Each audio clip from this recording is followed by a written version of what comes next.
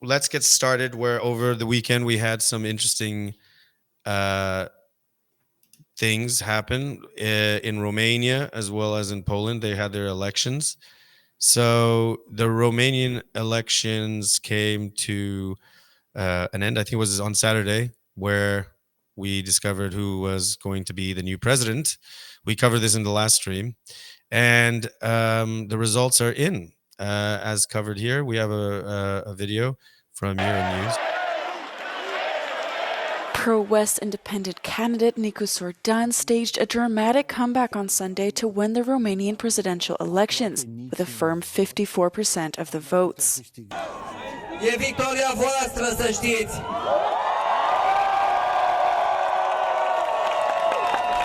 E victoria mii și mii de oameni care au făcut campanie zilele astea, care au crezut că România poate să se schimbe în direcția corectă. Nu uitați niciodată forța de care ați dat dovadă săptămânile astea, pentru că o să avem împreună lucruri de traversat.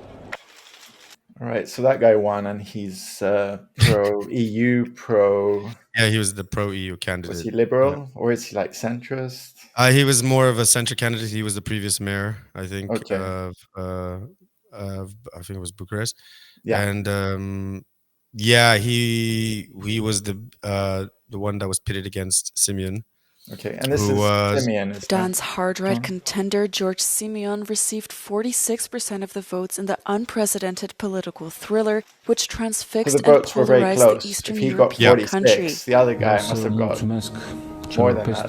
5 milioane de români care și-au pus încrederea în mine. Should I pause it? Yeah, you have to watch out with the cursor because then it covers the subtitles.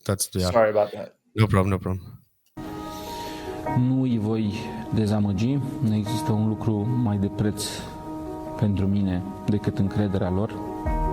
Am fost singuri împotriva unui întreg sistem. Still pretty close and pretty decent considering that this was very similar to how the AfD grew over the course of the last, I think, Romania's choice brings a sigh of So, in Germany. Yeah, the votes must have been super close. There you go. So and well, but that's not all, because to recap over this. So in the end, we have a president who's very pro-EU, pro-NATO, and in office now in Romania.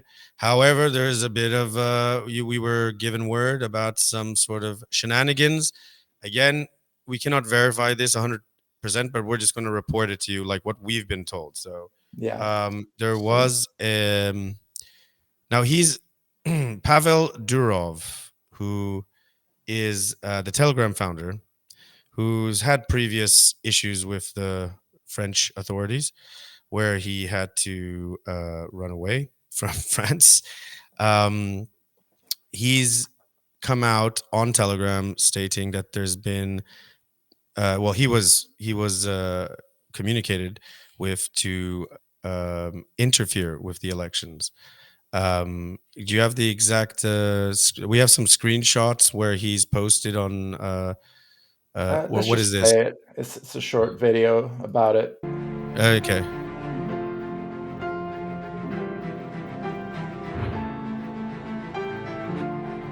A covert meeting in a gilded Parisian salon has ignited a diplomatic firestorm just a day after Romania's tumultuous presidential runoff.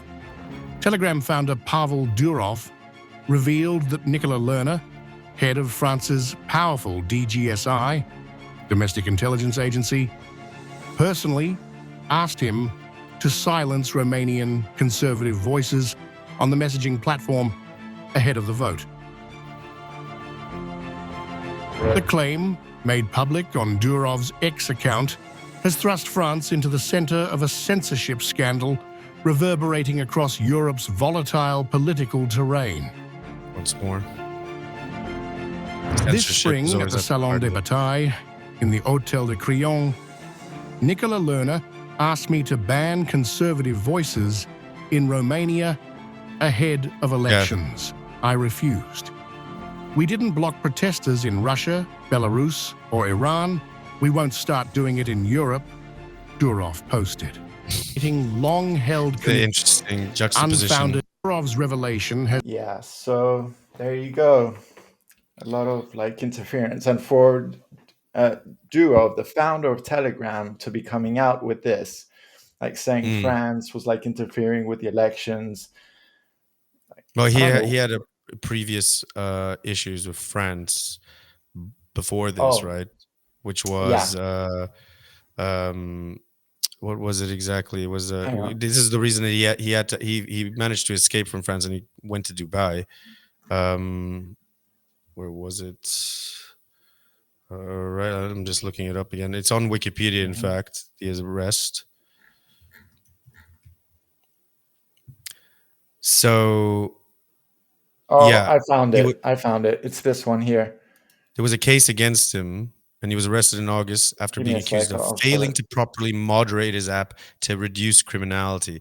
So, I think, like a lot of new apps that have developed since the tech giants, have lost somewhat of their stranglehold, you have had similar cases against Rumble, BitChute, for instance, and also there have been also some sort of campaigns to go against X since Elon Musk has taken over.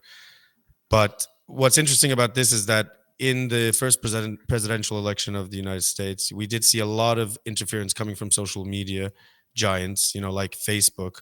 And Zuckerberg would later come out, I think it was even on Joe Rogan's podcast, where he actually stated that he regretted how things went. And they deplatformed the president, of all social media, which is kind of election interference if you think about it. So it looks like this is a similar thing happening, only in this case, they're going after Telegram. Telegram has been seen as somewhat of a, the rebel in message apps because it doesn't really kowtow to any of the policies and standards of, the EU. And also, it is the app of choice by most of the people from Eastern Europe and further, like as well as Russia. So perhaps it has a bad reputation because of that. Although a lot of people do use it across the world, but I think they're being targeted specifically because of that. And it's one of the main social media apps right now that has enabled a lot more people across, the board from Europe and Russia, Central Asia, etc., to communicate with one another. Yeah. So it is interesting what he's brought up. This is the founder. Whereas I think the French government have rejected these claims, though, they stated. Yeah, it's very interesting, though. I mean, they would would deny it, of course. Like what? What authority doesn't deny? What when the CIA comes out and tells you, like, no, we didn't do that. We're not saying we have proof. It's just that. I mean, in all honesty, that's what he's saying. A disclaimer to most people out there who follow. This is my personal opinion about elections. I don't care who wins or who doesn't win, but they're always being interfered with. You have so many intelligence agencies and so many different camps vying for political order.